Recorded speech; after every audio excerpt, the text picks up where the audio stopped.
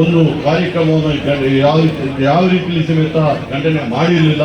ಎಲ್ಲ ಒಪ್ಪಿಕೊಂಡು ಇವತ್ತು ಬಿಜೆಪಿಯಲ್ಲಿ ಸೇರಲಿ, ನಾವೇನು ಬೇಡ ಅಂತ ಹೇಳೋದಿಲ್ಲ. ಅವ್ರು ಬಿಜೆಪಿಯಲ್ಲಿ ಸೇರಲಿ, ವಿದೇಶಾಂಗ ಸಚಿವರಾಗಲಿ, ಒಳ್ಳೆ ಕೆಲಸವನ್ನು ಮಾಡಲಿ. ಆದರೆ ಪಂಡಿತ್ ಜವಾಹರ್ಲಾಲ್ ಅವರು ಮಾಡಿದಂಥ ಕಾರ್ಯಗಳು ಇವತ್ತು ಇಡೀ ಭಾರತ ದೇಶದ ಜನಕ್ಕೆ ಗೊತ್ತಿದೆ. ಯಾವ ರೀತಿ ವಿದೇಶಾಂಗ ನೀತಿ ಮಾಡಿ ಇವತ್ತು ಭಾರತ ದೇಶವನ್ನ 3ನೇ ಅಥವಾ 4ನೇ ಸ್ಥಾನಕ್ಕೆ ತರಬೇಕಾದ್ರೆ ಕಾಂಗ್ರೆಸ್ ಪಕ್ಷದ ಮತ್ತೆ ನೆಹರು ಅವರ ಕೊಡುಗೆಯನ್ನು ಯಾರಾದ್ರೂ ಮರೀಲಿಕ್ಕಾಗ್ತದೆ.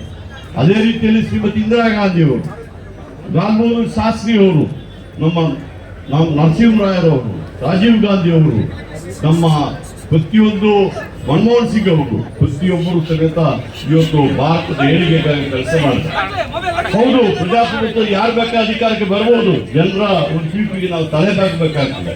ಆದ್ರೆ ಇವತ್ತು ಏನಾಗಿದೆ ಅಂತ ಬಿಟ್ರೆ, ಅಧಿಕಾರಕ್ಕೆ ಬಂದ ಕೂಡಲೇ ಎಲ್ಲ ನಾವೇ ಮಾಡಿದ್ವು, 10 ವರ್ಷದಲ್ಲಿ ಎಲ್ಲ ನಾವು ಮಾಡಿದೀವಿ ಎಂಬ ಸುಳ್ಳು ಭರವಸೆಗಳನ್ನ, ಟೊಳ್ಳು ಭರವಸೆಗಳನ್ನು ಕೊಟ್ಟು ಇವತ್ತು ಜನಕ್ಕೆ ಮೋಸ ಮಾಡಿ ಯಾರು ಬಂದಿದ್ದಾರೆ.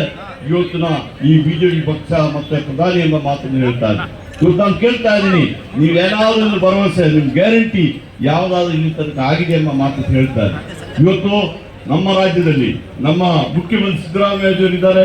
ಬಹುಶಃ ಜನ ಪರವಾಗಿ ಎಲ್ಲ ಕಾರ್ಯಕ್ರಮಗಳನ್ನು ಇವತ್ತು ಜನರಿಗೆ ಮುಟ್ಟಿದಂತ ಕೆಲಸ ಮಾಡಿದ್ವಿ. ಅದೇ ರೀತಿ ನಮ್ಮ ಕಾಂಗ್ರೆಸ್ ಅಧ್ಯಕ್ಷ ಶಿವಕುಮಾರ್ ಅವರು ಸಮೇತ ಇವತ್ತು ಒಳ್ಳೆ ಕೆಲಸಗಳನ್ನು ಮಾಡಿದ್ದಾರೆ. ಪ್ರತಿಯೊಬ್ಬ ಕಾಂಗ್ರೆಸ್ ಕಾರ್ಯಕರ್ತ, ಪ್ರತಿಯೊಬ್ಬ ಕಾಂಗ್ರೆಸ್ ನಾಯಕರುಗಳು ಸಮೇತ ಇವತ್ತು ಕರ್ನಾಟಕದಲ್ಲಿ ಒಳ್ಳೆ ಕೆಲಸಗಳನ್ನು ಮಾಡ್ಕೊಂಡು ಬರ್ತಾ ಇದ್ದಾರೆ. ಅದಕ್ಕೆ ಜನ ಮೊನ್ನೆ ಚುನಾವಣೆಯಲ್ಲಿ ನಮಗೆ ಮತ ಕೊಟ್ಟಿದ್ದಾರೆ. ಬಹುಶಃ ನಾನು ಹೆಚ್ಚಿಗೆ ಮಾತಾಡಲಿಕ್ಕೆ ಹೋಗುದಿಲ್ಲ, ಒಂದು ಮಾತು ಹೇಳ್ತಾ ಇದ್ದೀನಿ. ಸರಳ ಸಜ್ಜನರಾದ ಜಯಪ್ರಕಾಶ್ ಹೆಗಡೆ ಅವ್ರನ್ನ ಇವತ್ತು ಕಾಂಗ್ರೆಸ್ ಪಕ್ಷದ ಮಾಡಿದೀವಿ. ನಮ್ಮಲ್ಲಿ ಜಯಪ್ರಕಾಶ್ ಹೆಗಡೆ ಅವರು ಒಬ್ಬರಲ್ಲ ಕ್ಯಾಂಡಿಡೇಟು, ನಮ್ಮ ಪ್ರತಿಯೊಬ್ಬ ಕಾಂಗ್ರೆಸ್ ಕಾರ್ಯಕರ್ತರು, ನಮ್ಮ ಪ್ರತಿಯೊಬ್ಬ ಕಾಂಗ್ರೆಸ್ ನಾಯಕರುಗಳು ಸಮೇತ ಇವತ್ತು ಕ್ಯಾಂಡಿಡೇಟ್ ಕೆಲಸ ಮಾಡಬೇಕು. ಇವತ್ತು ಇಡೀ ಭಾರತ ದೇಶದ ಒಂದು ಪ್ರಕೃತಿ ಆಗಬೇಕಾದ್ರೆ, ಭಾರತ ದೇಶದಲ್ಲಿ ಜನಪರವಾದ ಕಾರ್ಯಕ್ರಮಗಳು ಆಗಬೇಕಾದ್ರೆ, ಮತ್ತೆ ನಮ್ಮ ನಾಯಕರ ಕೈಗಳನ್ನು ಬಲಪಡಿಸಬೇಕಾದ್ರೆ ಅದು ಸೋನಿಯಾ ಗಾಂಧಿ ಅವರು ಇರ್ಬೋದು, ರಾಹುಲ್ ಗಾಂಧಿ ಅವರು ಇರ್ಬೋದು, ನಮ್ಮ ಮಲ್ಲಿಕಾರ್ಜುನ ಖರ್ಗೆ ಅವರು ನಮ್ಮವರೇ ಇವತ್ತು ಐಸಿಸಿ ಅಧ್ಯಕ್ಷರಾಗಿದ್ದಾಗ ತಾವು ಕಾಂಗ್ರೆಸ್ಸಿಗರು ಪ್ರತಿಯೊಬ್ಬರು ಅಭ್ಯರ್ಥಿಯಾಗಿ ತಾವು ಹಗಲು ರಾತ್ರಿ ಕೆಲಸ ಮಾಡಬೇಕೆಂಬುದಾಗಿ ತಮ್ಮನ್ನು ಕೇಳಿಕೊಂಡು ಇವತ್ತು ವೇದಿಕೆ ಮೇಲೆ ಸಾಕಷ್ಟು ದೊಡ್ಡವರೆಲ್ಲ ಇದ್ದಾರೆ. ಈಗ ನಮ್ಮ ಗಫೂರ್ ಅವರು ಹೇಳ್ತಾರೆ, ಸಮಯ ಆಯಿತು, ದಯವಿಟ್ಟು ನೋಡ್ಬೇಕು, ಕ್ಷಮಿಸಬೇಕು, ತಮ್ಮೆಲ್ಲರ ಹೆಸರು ಹೇಳೋದಿಲ್ಲ. ನಾವೆಲ್ಲ ನಾನೊಬ್ಬ ಕಾಂಗ್ರೆಸ್ ಕಾರ್ಯಕರ್ತ ಎಂಬ ಮಾತನ್ನು ಹೇಳ್ಕೊಂಡು ಇವತ್ತು ನಾವು ಕಾಂಗ್ರೆಸ್ ಅವರು ನಾವೆಲ್ಲ ನಿಂತು ಕಾಂಗ್ರೆಸ್ ಪಕ್ಷವನ್ನು ಮತ್ತೆ ಬಲಪಡಿಸುವಂತ ಕೆಲಸ ಮಾಡೋಣ ಎಂಬ ಮಾತನ್ನು ಹೇಳಿ ನನಗೆ ಅವಕಾಶ ಮಾಡಿಕೊಟ್ಟು ತಮಗೆಲ್ಲ ವಂದಿಸಿ, ನಾನು ಮೊನ್ನೆ ಚಿಕ್ಕಮಗಳೂರು ಡಿಸ್ಟಿಕ್ ಇನ್ಚಾರ್ಜ್ ಮಿನಿಸ್ಟರ್ ಆಗಿದೆ.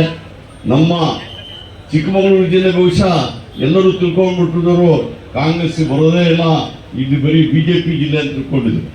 ಆದರೆ ಮೊನ್ನೆ ಚುನಾವಣೆಯಲ್ಲಿ ಬಿಜೆಪಿಯ ಸಂಪೂರ್ಣವಾಗಿ ಅವರ ಪರಾಜಯಗೊಳಿಸಿ ಇವತ್ತು ಚಿಕ್ಕಮಗಳೂರು ಜಿಲ್ಲೆಯಲ್ಲಿ ನಮ್ಮ 5 ಶಾಸಕರು ಗೆಲ್ಲುವಂಥ ಕೆಲಸಗಳನ್ನ ನಮ್ಮ ಚಿಕ್ಕಮಗಳೂರವರು ಮಾಡಿದ್ದಾರೆ. ಇವತ್ತು ಅದೇ ರೀತಿಯಲ್ಲಿ ಇವತ್ತು ಉಡುಪಿಯಲ್ಲಿ ಸಮೇತ ಬಹುಶಃ ಕೆಲವೊಂದು ಮಾತು ಹೇಳ್ತಾ ಇದೆ, ಇಲ್ಲಿ ಕಾಂಗ್ರೆಸ್ ಅಷ್ಟು ಪ್ರಬಲವಾಗಿ ಇಲ್ಲ ಅನ್ನೋ ಮಾತನ್ನು ಹೇಳ್ತಾ ಇದೆ. ಆದರೆ ನಾನು ಇವತ್ತು ಸಂದರ್ಭದಲ್ಲಿ ಹೇಳ್ತಾ ಇದ್ದೀನಿ, ಕಾಂಗ್ರೆಸ್ ಪಕ್ಷ ದಕ್ಷಿಣ ಕನ್ನಡ ಮತ್ತು ಜಿಲ್ಲೆಯಲ್ಲಿ ಸಾಕಷ್ಟು ಪ್ರಬಲವಾಗಿದೆ. ಆ ಕಾರಣಾಂತರದಿಂದ ನಮ್ಮ ಅಭ್ಯರ್ಥಿಗಳು ಸೋತಿರ್ಬೋದು.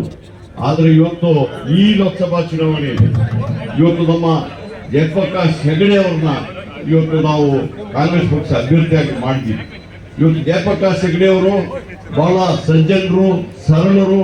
ಬಹುಶಃ ಅವರು ಸಮೇತ 1983ನೇ ಇಸ್ವಿಯಿಂದ ನನಗೆ ಅವ್ರಿಗೆ ಚಿರಪರಿಚಯ.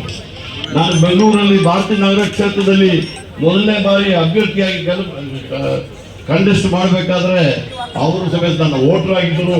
ಅವರು ಮನೆಯಿಂದ ಹೊರಗಡೆ ಬಂದ್ಬಿಟ್ಟು ಸಂಪೂರ್ಣವಾದ ಬೆಂಬಲವನ್ನು ಸಮೇತ ಆ ಸಂದರ್ಭದಲ್ಲಿ ಜಯಪ್ರಕಾಶ್ ಹೆಗಡೆ ಅವರು ನಮಗೆ ಕಾಂಗ್ರೆಸ್ ಪಕ್ಷಕ್ಕೆ ಕೊಟ್ಟಿದ್ದರು. ಇವತ್ತು ವಿಚಾರ ಏನಂತ ಹೇಳಿದ್ರೆ, ಕಾಂಗ್ರೆಸ್ ಪಕ್ಷದ ಅಳಿವು ಮತ್ತು ಉಳಿವು. ಕಾಂಗ್ರೆಸ್ ಪಕ್ಷ ಉಳಿವು ಯಾಕೆ ಆಗಬೇಕು, ಕಾಂಗ್ರೆಸ್ ಪಕ್ಷ ಅಳಿವು ಯಾಕೆ ಆಗಬೇಕು? ಕಾಂಗ್ರೆಸ್ ಪಕ್ಷ ಹುಟ್ಟಿದಾಗಿಂದಲೂ ಸಮೇತ ಜನಸಾಮಾನ್ಯರ ಎಲ್ಲ ಜಾತಿ, ವರ್ಗ, ಧರ್ಮದವರ ಜೊತೆಗೆ ಕೆಲಸ ಮಾಡಿದಂತ ಒಂದು ಪಕ್ಷ. ಸ್ವತಃ ಸುಂದರಾಮ್ ಶೆಟ್ಟರ್ ಅವರು ಕೇಳಿದೆ, ತಾವು ಬರಬೇಕು, ತಾವು ಅಭ್ಯರ್ಥಿ ಆಗಬೇಕು ಅಂತ ನಮ್ಮ ಕಾಂಗ್ರೆಸ್ ಪಕ್ಷ ಅಪೇಕ್ಷೆ ಪಡ್ತಾ ಇದೆ ಅಂತ ಹೇಳಿದಾಗ ಅವರು ಹೇಳಿದ್ರು, ಬೇಡ, ನನಗೆ ಸಾಕಷ್ಟು ಬೇರೆ ಕೆಲಸಗಳಿದೆ ಎಂಬುದಾಗಿ ಹೇಳಿ. ಆಗ ಆ ಸಂದರ್ಭದಲ್ಲಿ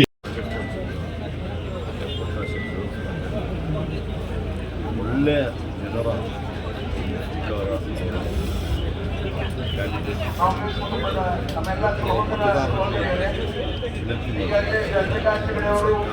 ಉಡುಪಿ ಲೋಕಸಭಾ ಕ್ಷೇತ್ರಕ್ಕೆ ನಾಮಪತ್ರವನ್ನು ಸಲ್ಲಿಸಿದ್ದಾರೆ. ಮುಖ್ಯವಾಗಿ 5 ಗ್ಯಾರಂಟಿಗಳನ್ನು ಐದಾರು ನಿಮಿಷದಲ್ಲಿ ಒಳಗೆ ಬರ್ತಾರೆ. ಸಾಮಾನ್ಯ ಜನರಿಗೆ ಆರ್ಥಿಕ ನಮ್ಮ ಭಾರತೀಯ ಜನತಾ ಪಕ್ಷದ ಅಭ್ಯರ್ಥಿಗಳು ಸಾಕಷ್ಟು ಅಭಿವೃದ್ಧಿ ಕಾರ್ಯಕ್ರಮವನ್ನು ಇಡೀ ರಾಜ್ಯದಲ್ಲಿ ಅದೇ ರೀತಿಯಲ್ಲಿ ಎಲ್ಲ ಕಾರ್ಯಕ್ರಮಗಳು ಬದುಕಬೇಕು. ಅದೇ ರೀತಿ ಎರಡೂ ಜಿಲ್ಲೆಯ ಕೆಲಸ ಮಾಡಬೇಕು. ಉಡುಪಿ ಜಿಲ್ಲೆ ಮತ್ತು ಶಿವಮೊಗ್ಗ ಜಿಲ್ಲೆಯ ನಮ್ಮ ವಿಧಾನಸಭೆಯ ವಿಧಾನ ಪರಿಷತ್ತಿನ ಸದಸ್ಯರುಗಳು, ಹೆಚ್ಚಿನ ಅದೇ ರೀತಿಯಲ್ಲಿ ನಮ್ಮ ಲೋಕಸಭೆ ಮಾಜಿ ಸದಸ್ಯರುಗಳು, ಮಾಜಿ ಸಚಿವರುಗಳು ಕಳೆದ ವಿಧಾನಸಭಾ ಚುನಾವಣೆ ಪೂರ್ವದಲ್ಲಿ 5 ಗ್ಯಾರಂಟಿಗಳನ್ನು ಕೊಡ್ತಾರೆ ಎಂಬಂತ ನಂಬಿಕೆ ಇರಲಿಲ್ಲ. ಈಗ ಕೊಟ್ಟಾಗಿದೆ, ಅದು ಜನರಲ್ಲಿ ನಂಬಿಕೆ ಭರವಸೆ ಬಂದಾಗಿದೆ. ಅದರಿಂದ ಬೆಂಬಲವನ್ನು ಕೊಡ್ತಾರೆ ಒಂದು ಭಾಗ. ಮತ್ತು ಕರಾವಳಿಯ ಮೀನುಗಾರರದ್ದು, ಈ ಭಾಗದ ರೈತರದ್ದು, ದುಂಗೇರಿ ಕೊಪ್ಪ, ಹೆಣ್ಣಾಲ್ಪುರ ಆ ಕಡೆ ಮತ್ತು ತರೀಕೆರೆಯಲ್ಲಿ ಅಡಿಕೆ ಬೆಳೆಗಾರರ ಸಮಸ್ಯೆ ಮತ್ತು ಕೋಕೋ ಬೆಳೆಗಾರರ ಸಮಸ್ಯೆ ಹಿಂದೆ ನಾನು ಸ್ಪಂದಿಸಿದ್ದೆ ಸಂಸದ ನಾಯಕ. ಅದಕ್ಕೋಸ್ಕರ ಅವರಿಗೆ ಕೆಲಸ ಮಾಡಿದ್ದನ್ನು ನೆನಪಿದೆ. ಮೊನ್ನೆಯಲ್ಲಿ ಹೋದಾಗ ಅವರ ಅಭಿಪ್ರಾಯವನ್ನು ಹೇಳ್ತಾರೆ. ಖಂಡಿತ